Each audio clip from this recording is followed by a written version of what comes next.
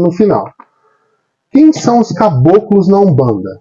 Assim como eu falei, o significado da Umbanda no começo para o Brian, significa cura. Umbanda, na verdade, o início chamava Alabanda. Alabanda. Alá significa Allah, que é o Allah, que é como se fala Deus, né, na cultura judaica, né? Alabanda. Árabe, isso. Na Alabanda, né? Então, banda significa ao lado. Alabanda, ao lado de Deus. Só que aí o povo não sabia falar Alabanda, aí eles decidiram colocar Aumbandan. Piorou. Aum por quê? Porque tinham os monges,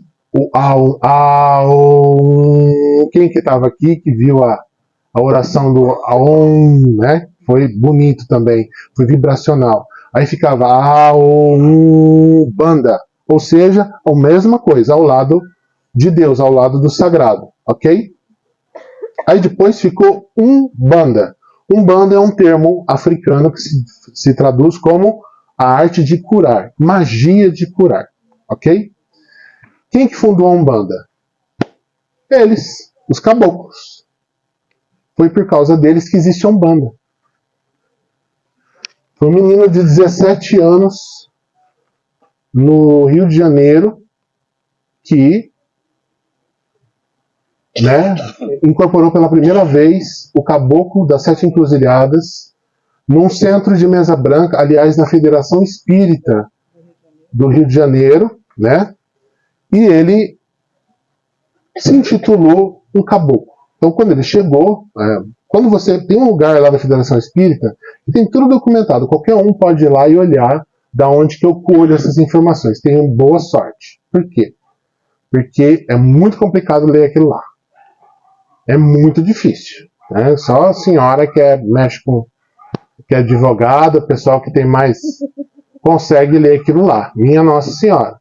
Mas você consegue ler, está tudo escrito lá. Tá? O que aconteceu em 1908, no dia 14 de novembro. A hora que ele incorporou, várias pessoas incorporaram ao mesmo tempo. Tudo preto velho e caboclo, ao mesmo tempo. E aí o dono, o chefe da mesa, foi pedindo que os médiuns fizessem o exercício de desacoplar.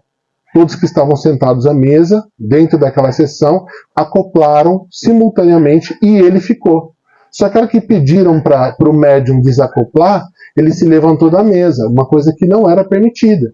Ele foi lá fora, voltou e trouxe uma rosa do jardim, colocou em cima da mesa e falou assim, aqui falta amor. E a rosa é o símbolo do amor. Colocou, e aí todo mundo ficou muito bravo, papapá, e aí viu que ele falava assim meio rude, e falou assim, olha, não é certo o que você está fazendo aqui. Aí teve o chefe, o presidente, chamava José de Souza, e hoje, com base na documentação que a gente tem da Federação Espírita, a gente sabe que ele não era vidente, ele não via as coisas, mas tinha um médium do lado dele que avisou tudo o que estava acontecendo, né? E aí perguntou para ele, falou assim, quem é você? Quem é você que desafia todos nós, né?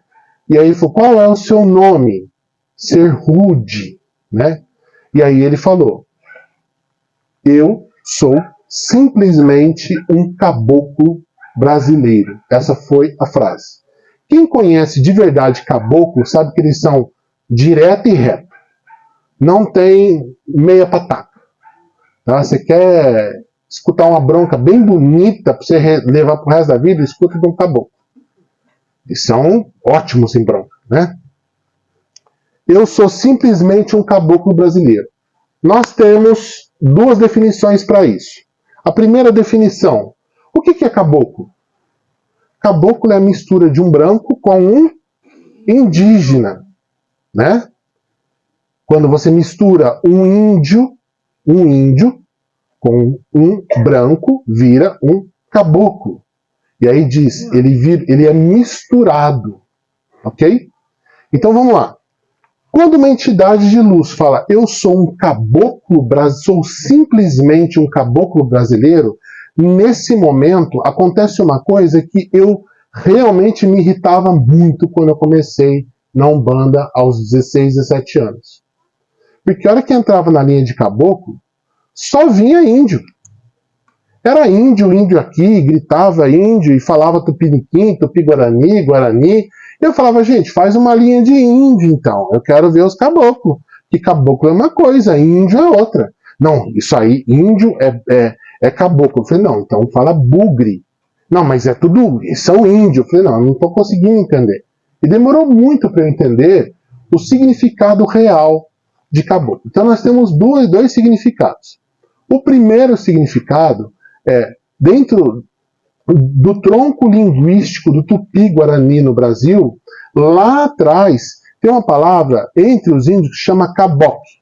Caboque significa eu vim lá do fundo da mata para cá. Então quando eles falam min caboclo, significa eu vim da mata aqui.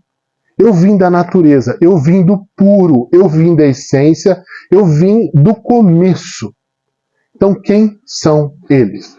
Eles são os verdadeiros donos, eles são os primeiros, eles são os primitivos. Eles são a base, eles são o alicerce, eles são a estrutura de toda a raça humana.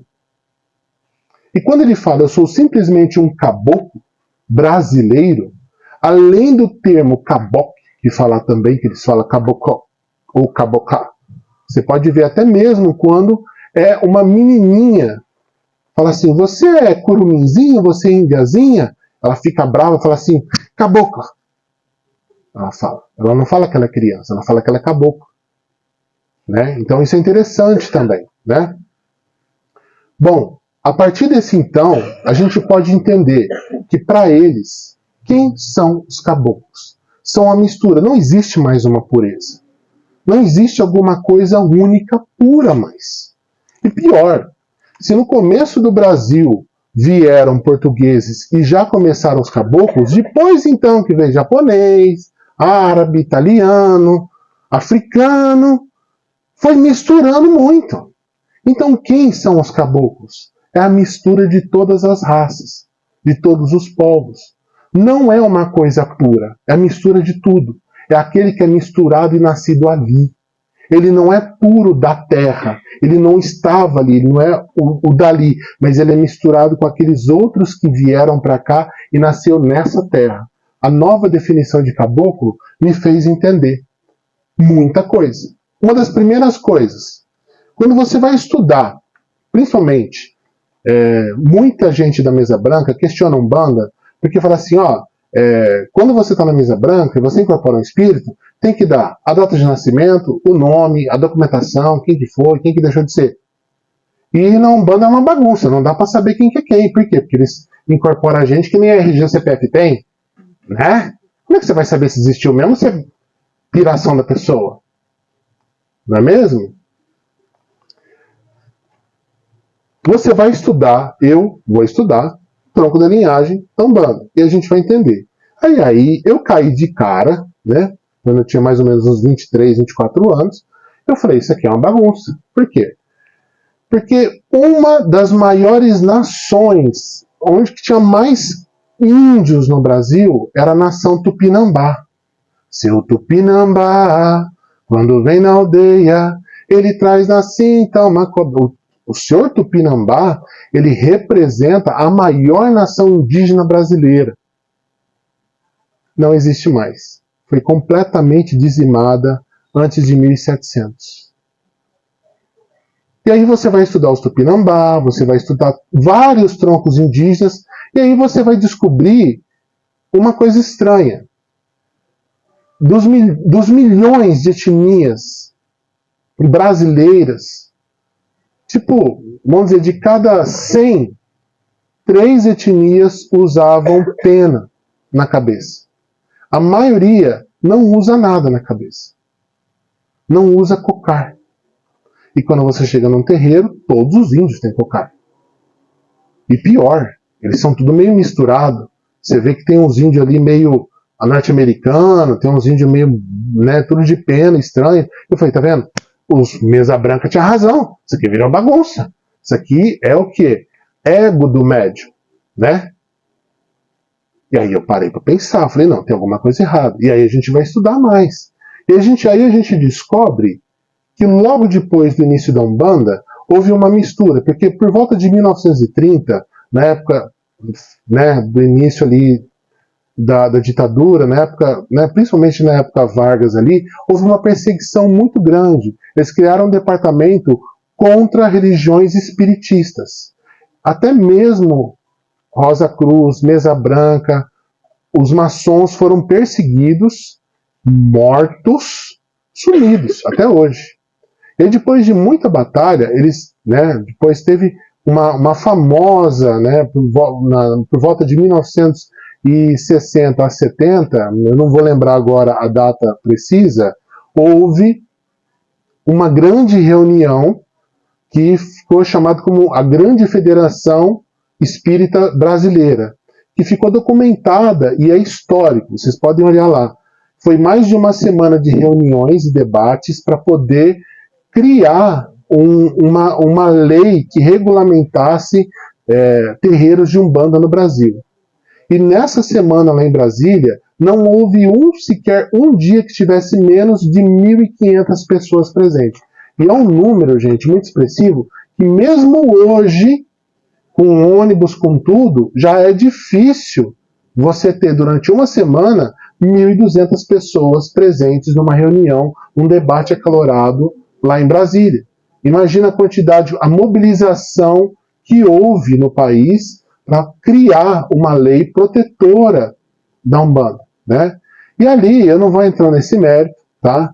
Mas a única coisa que eu falo assim, depois disso, eles literalmente tentaram embranquecer a Umbanda. Eles tentaram literalmente tirar tudo que era africanidade, tudo que remetia à África, tudo que remetia a orixás urubás, eles tentaram retirar da Umbanda.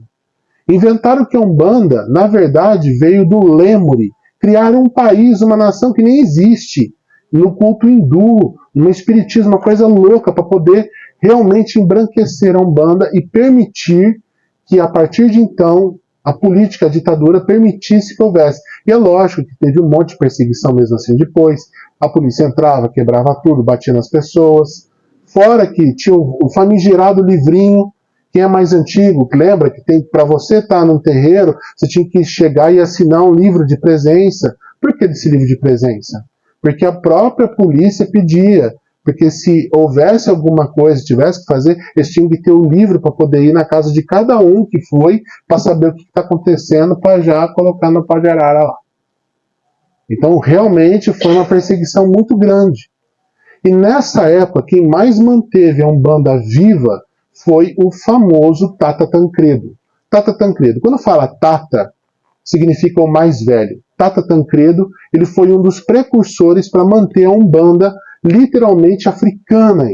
Ele fundou centenas de terreiros de Umbanda Omolocô, que fugiu um pouco do cristianismo, entrou um pouco dentro do islamismo, um pouco mais do judaísmo, e trouxe a africanidade de volta à tona dentro da Umbanda. Nessa época, o Zélio Fernandinho de Moraes ainda estava vivo. O caboclo das Sete Encruzilhadas, o fundador da Umbanda, ele nunca usou um penacho. E mesmo os médiuns, quando o ouviam, não viam penas nele. Então, quando você olha para esse lado, como a maioria, boa noite, como a maioria nunca usou pena, você vai descobrir que o Tata Tancredo, nessa época, por volta de 1960 a 1975, ele disseminou uma Umbanda nova, e ele misturou muito com o candomblé de caboclo, chamava candomblé de caboclo. E esse candomblé de caboclo, ele trouxe uma ancestralidade tanto da América Central como da América do Norte. Índios, né, bugres, peruanos, colombianos, né, cheyennes, já do norte do México para baixo. E toda essa cultura já tinha muitos que usavam cocares. E depois disso, virou uma regra na Umbanda. Todo caboclo tem um cocar, um penacho. Olha que interessante isso, né? Então, José de Souza ele foi o cara que literalmente bateu a mão no peito do menino de 17 anos e falou: aqui não. E nessa batida de mão de peito, ele mudou a história do mundo, criando uma nova religião. Federação Espírita, linha dos índios, já falei. É lógico, dia 15 de novembro, interessante que é o quê? A data da independência do Brasil, né? Da proclamação da República, às 8 horas, do jeito que o caboclo tinha, que o espírito tinha dito, ele incorporou no médium na casa. Havia uma pequena multidão, ao qual eles não sabem ao certo. Muitas pessoas foram assistir e é documentado isso, tá? A hora que o menino incorporou o caboclo, a força espiritual de uma coisa que iniciar era tão grande, era tão poderosa, que a hora que ele chegou, haviam centenas e centenas de pessoas. E dentre essas pessoas, muitas pessoas foram buscar auxílio, ajuda. E já naquela hora, o caboclo, no menino de 17 anos, foi na multidão, e havia na multidão um paralítico conhecido há muito tempo, né? Um paralítico com quase 50 anos, e ele curou esse paralítico, ele se levantou nessa sessão e ele andou. Ah, mas tem prova disso? Ó, gente, cada um acredita se quiser. Cada um acredita se quiser. Uma coisa está documentada, se aconteceu ou não. Mas por que ele fez isso? Bom, ele precisava. É como se ele chegasse e falasse assim: olha, eu tenho que colocar aqui uma situação onde que todos entendam que é real, está acontecendo, é a hora. E muitas coisas aconteceram desde então. Os caboclos, e agora quando eu falo caboclo, todo mundo entende muito bem que é um caboclo. Já falei de pena. A sociedade indígena é considerada hoje por muitos estudiosos, sociólogos, como a sociedade mais perfeita de todas as sociedades do mundo. Ela se baseia em 2 pilares. Nós temos o cacique e nós temos o pajé. E médiuns, prestem bem atenção, médiuns, Adriano, todo mundo, não existe caboclo, cacique, caboclo, pajé. Tá? Todo caboclo é cacique, todo caboclo é pajé. Não existe mais essa denominação, porque agora eles trabalham de uma outra forma. Ok? Então, dentro da sociedade indígena, haviam 2 pilares, o cacique e o pajé. O cacique, ele dava ordens e comandava a tribo. O pajé, ele cuidava da parte espiritual e também da saúde da tribo. Então você chega numa tribo, todo mundo tem afazeres. Não tem ninguém na fila de desempregado dentro da tribo. Não tem ninguém desocupado. Até as crianças, elas sabem exatamente o que elas têm que fazer, e que hora fazer e como fazer. Todo mundo o tempo inteiro está ocupado fazendo tudo, cada um, todo mundo sabe exatamente a sua ocupação, né? Então, essa sociedade indígena, essa organização social é maravilhosa. E aí a gente vai mais a fundo, porque quando a gente entende os caboclos, na Umbanda, todo mundo fala, caboclo, quem que é o orixá responsável pelos caboclos? Oxóssi. E aí fala assim, bom, por que os caboclos vêm por Oxóssi? Oxóssi, ele era índio na África? Não. Ele tem alguma coisa a ver, Oxóssi, com índios brasileiros? Absolutamente não. Ele usava chapéu de couro, a roupagem dele era azul, ele tinha faca, ele tinha punhal, tinha espada, ele matava elefante.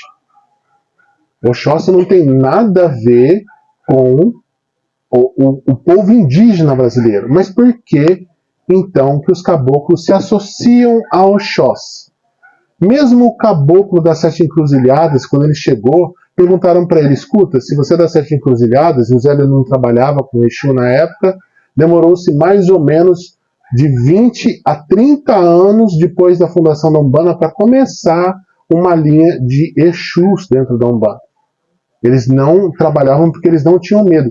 Alguns orixás recentemente foram colocados dentro da Umbanda, como Nanamburuquê e Omulu. Omulu, na década de 80, era proibido ter dentro do terreiro, não podia pronunciar essa palavra, né? Então, muita coisa é nova ainda está sendo colocado, né? Então, por que os caboclos vêm por Oxóssi? Alguém fala alguma coisa, médiuns do terreiro. Por que, Rodrigo Vecchiato? Dá um exemplo. Por que o caboclo ele quer se vestir como um indígena brasileiro? Ele fala, eu sou por Oxóssi. Por quê? Com as matas? Isso. Aí você vai entender por quê. Porque o lance de Oxóssi cuidar das matas é uma coisa um pouco mais inquice. Não tem a ver com o orixá. Vamos dizer que os orixás são do Maranhão e do Manaus, aqui no Brasil. Tá? E Inquice ou Voodoo é uma parte mais sul do Brasil. Vamos dizer que é Santa Catarina. Né? Gente, passou de Minas Gerais, parece que nem fala a nossa língua mais, né? Vai para o Rio de Janeiro, aí fura os pneus da boca, os dentadores começam os dentadores rachados, né? As primeiras coisas que acontecem é o pessoal da Globo falar assim, né? Aí tem algumas lebaras que falam assim rachado também, que vem rachado do carioca. Bom, não é. Então, essa noção que Oxóssi é das matas é um pouco mais ao sul da África. Porque no norte, onde tem os orixás, Oxóssi era da comunidade. A própria palavra Oxóssi significa o caçador que nós conhecemos, aquele que é nosso. E não tem nada a ver com as matas. É que na diáspora da África para cá, na dicotomia, eles fizeram, a gente chama de amalgamento. Amalgamento vem de amálgama. Alguém lembra da amálgama no dente? Que vai no dentista, sacude para colocar uma amálgama. Tirava, colocava no dente, no buraco do dente. Aí você abria a boca, tava tudo prateado lá dentro. Aí fala assim, isso aí nunca mais. Quanto mais você morde, mais eles... né? Então a gente fala o quê? A dicotomia, quando a coisa sai de lá, vem cruzando, no amalgamento cultural, ou seja, de tanto você pressionar na cabeça, não, mas isso aqui não é o Oxóssi, não, mas ele não é o rei da mata, acabou colocando uma coisa só na mesma coisa. Oxóssi dentro da Umbanda, ele é o orixá do conhecimento. Ele é o orixá da caça. E aí a gente atribui que os indígenas eles vêm por causa da caça, por causa da procura. Mas a gente entende também que a partir do momento que o Caboclo das Sete Encruzilhadas veio, tem um livro, isso eu anotei aqui, chama A Magia do Espiritismo, Léo de Souza. Também boa sorte se vocês quiserem ler. Mas é um livro maravilhoso que documenta um cara ficou por mais de 20, 30 anos do lado, esse Léo de Souza ficou do lado do Zélio, Fernandinho de Moraes, documentando tudo o que o caboclo fazia. E era um menino que cresceu com essa entidade e, ao passar do tempo, o caboclo ele chegava, ele tinha o domínio total, ele tinha uma inteligência fora do comum em todas as áreas, da química, da medicina, dos astros. Ele tinha uma noção fora do comum. Então, nesse livro, Léo de Souza, está tudo documentado, várias provas do que aconteceu com o caboclo. Ou seja, ele detinha um vasto conhecimento, uma inteligência não compreensível a nós humanos. E aí a gente vai chegar naquela parte que eu pedi muito para que os médios prestem atenção. Porque nós estamos tendo um sério problema no nosso terreiro nessa linha. Uma coisa é acreditar que todos os caboclos são índios, ou simplesmente pessoas chucras. Mas, na verdade, quando fala caboclo, eles vão muito além. Eles são seres de uma força suprema, de uma luz suprema. Vamos lá. Quem aqui já foi no médico? Levou alguém no médico. Ai, tô ruim. Não, vamos lá, mãe. Vamos lá, vó. Vamos no médico. Aí pega uma fila, pega a senha, chega lá no hospital. Então, eu tô ruim. Vambora que eu tô ruim. Não, mas estamos no hospital. Vamos esperar. Não, mas pegou aqui a ficha azul. Vai demorar. Não, mas vamos. Chega lá na frente do médico. O médico pergunta: o que a senhora tem? Tô ótima. Ótimo. Tô bem. Mas a senhora não tá com tosse? Não, melhorei. Tá ótima. Mas vó, a senhora não falou... Eu? A senhora falou que a senhora não estava dormindo. Dormindo? Nossa senhora, é difícil acordar. Tem que tomar 2 cafés. Aí ela volta para casa e ela diz... Quem que já viu isso? Né? Já não tem isso? Ou então, quando uma pessoa está muito brava da vida, aí vai na delegacia. Chega na delegacia, vê o delegado põe uma arma em cima da mesa e fala, pois não. Nada. Esqueci. Não, aqui teve um desentendimento, seu delegado. Tá tudo bem. Eu já conversei, ele não vai fazer mais. Mas esse olho roxo da senhora, a escada tem um... Por que esses seres de luz maravilhosos escolheram ser simplesmente um caboclo brasileiro? E aí eu frisei, privilégio. O José de Souza chegou para ele e falou assim, então você é um espírito chucro e burro. E aí o médium falou assim para o José de Souza, escuta, ele está mentindo. Eu estou vendo nele roupas clericais. Roupas clericais, lembra da sorte? Roupas clericais significa o quê? Roupagem de padre. E aí o José de Souza, você está mentindo, nós estamos vendo que você está de roupa de padre. Na hora, o caboclo soltou. Sim, em uma das muitas encarnações que eu tive, eu fui o Frei Malagrida. Vim da Alemanha, andei aqui no Brasil por um tempo e morri na Europa. Né? Aí um cara falou assim, tem um rapaz que fala alemão, vamos ver que ele tá aí. Já mata esse caboclo aqui na hora. Que esse cara. Se você fala alemão, prova. E na hora ele começou a conversar na língua alemã. Ó, caboclo. Caboclo. Vocês entenderam? O quanto que o médium tá colocando... Eu vou incorporar um caboclo. É burro. É burro. Caga e não limpa. Né? Não usa nem sabugo. Gente, a coisa tá feia. A gente tem que mudar o pensamento. O caboclo das 7 encruzilhadas nunca usou um cocar. Quando ele era visto, ele tinha uma faixa no corpo. E nessa faixa, por incrível que pareça... Bom, não vou entrar nesse mérito, mas tudo bem. Vamos por aí. Mas a única coisa que eu quero é que vocês entendam. São seres de extrema luz e sabedoria. Que se chegasse aqui e falasse complicado, como um advogado, ou como um juiz, ou como um delegado, que pessoa de simplicidade ia se abrir para essa entidade? Nenhuma. Então, quando você chega para um caboclo, para um preto velho, e ele fala rude, ele fala simples, isso faz com que a pessoa se abra, faz com que a pessoa ela fala umas coisas para a entidade que nem para psicólogo ela tem coragem.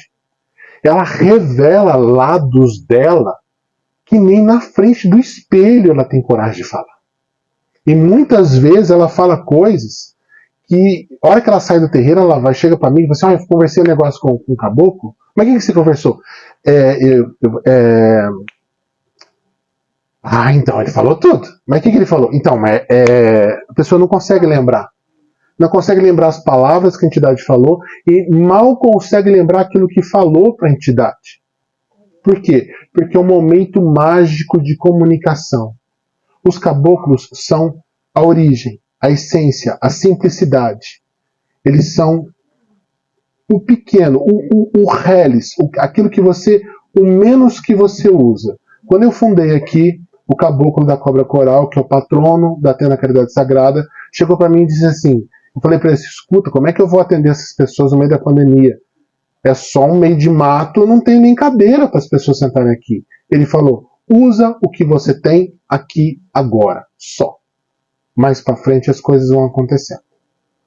Sempre ele falou a mesma coisa para mim. Eles são simples, rápidos e básicos. Eu escrevi privilégio porque nessa resposta eu fui o Frei Malagrida. O caboclo das 7 encruzilhadas disse a José de Souza, e Deus me deu o privilégio de eu ter uma encarnação como um índio brasileiro. Um privilégio de ser um índio brasileiro. Então, isso é para mostrar o quê? Que eles entendem a natureza, a cultura, a essência, a simplicidade, aquilo que é verossímil dentro da cultura indígena, da pagelança, da cultura xamânica brasileira, como uma coisa extremamente rica, uma coisa de poucos privilegiados que poderiam viver, experimentar algo assim, né? Vou dar um exemplo. A noção do caboclo, do indígena, ele vai caçar. Ele nunca vai matar um bicho que vai dar carne para 10 pessoas, sendo que ele só vai alimentar 3 pessoas. Ele respeita a mata. Tem uma cultura dentro deles que é o seguinte: você não vai usar essa folha, não arranca a folha. Você não vai comer esse bicho, não mata esse bicho. É para 3 pessoas estar com fome, eu vou caçar um animal que dá para 3 pessoas se alimentarem hoje. Essa noção de nunca tomar a mais, de nunca fazer a menos, é uma coisa muito da cultura indígena brasileira. É uma das coisas mais valorizadas hoje como sociedade. Mesmo todos os tipos de animais, eles respeitam, até mesmo os répteis. Eles respeitam os répteis, até mesmo cobras. Eles entendem as cobras, assim como muita cultura tibetana, muita cultura hinduísta, entendem os répteis como seres diferentes, não como seres malignos, tá bom? Deixa eu ver o que mais. A gente precisa, médiuns do nosso terreiro, na Caridade Sagrada, pelo amor de Deus,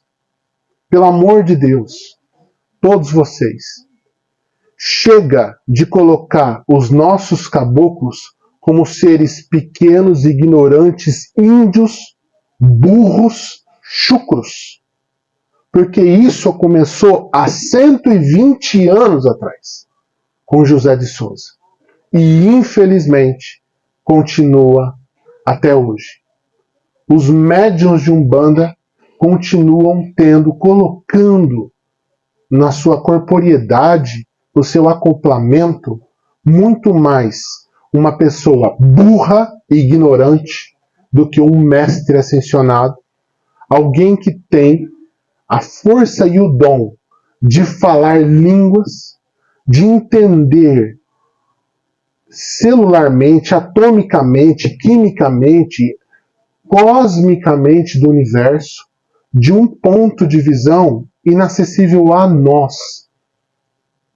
Eles são seres superiores que têm dificuldade de vir aqui na Terra para conversar com a gente. Sabe por quê? Porque o nível de frequência de conversa deles lá é tão alto que a gente não conseguiria entender. As palavras que eles falam no mundo espiritual não são nada parecidas com aqui. E quando eles chegam aqui e tentam falar, muitas vezes, sai tudo embolado. E não sai...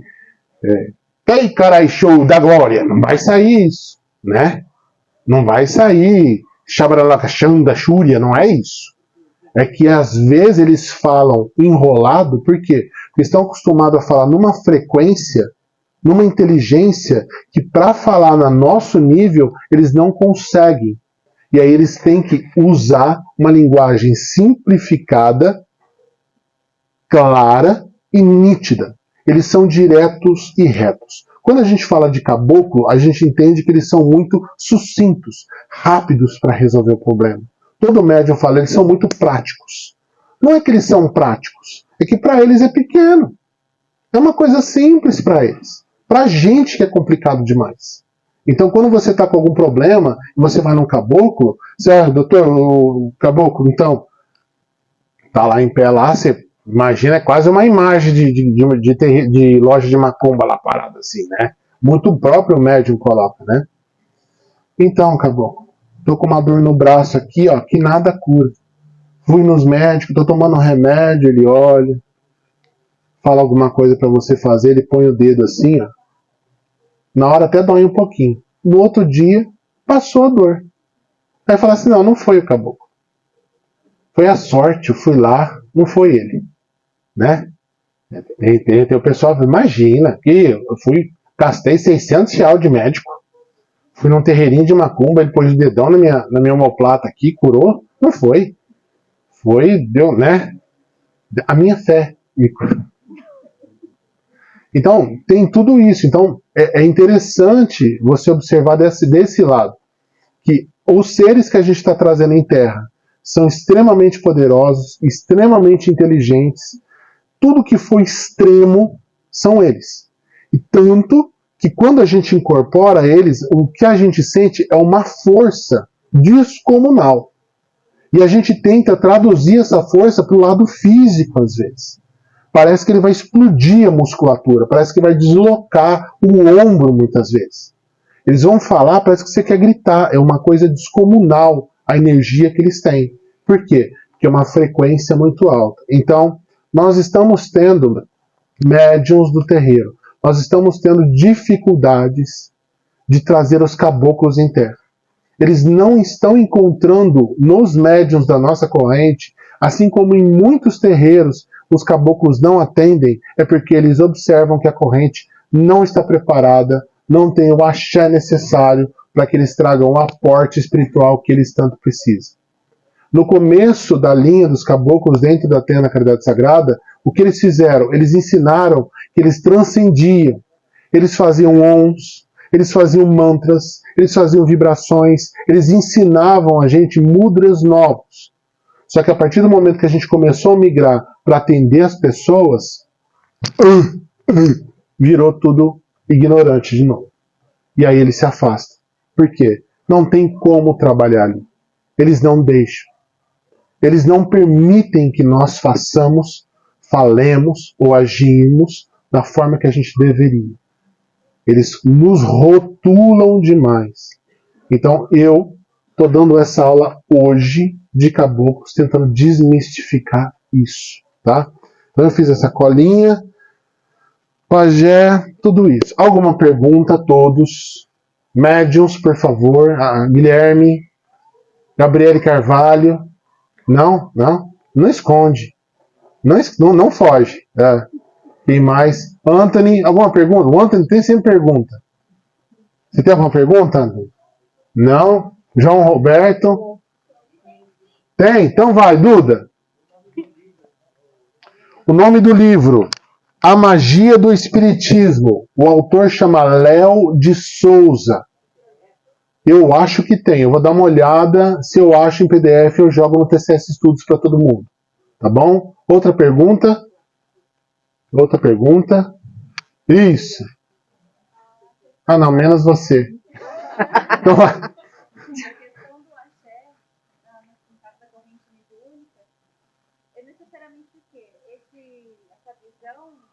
Axé significa poder de realização. Eles também precisam do nosso axé. Como é que eles chegam para mim, ó. Um dia eu cheguei pro Caboclo Cobra Coral, estava muito triste, porque eu me entreguei, eu ajudei um monte de médium, preparei, fundamentei. A hora que a coisa engrossou, eles foram embora. Não cobrei, não fiz mensalidade, nada. A hora que a coisa tá ficando bonita, eles foram embora. E aí eu fiquei muito chateado, muito triste.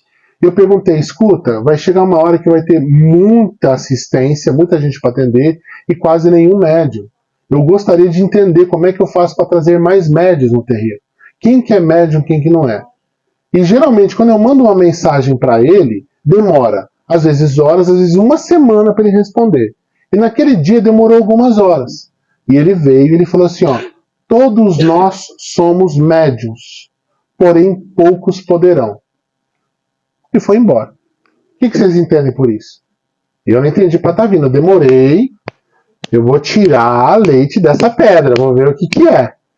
Significa o quê? Quando ele falou todos somos médiuns, ele se envolveu também.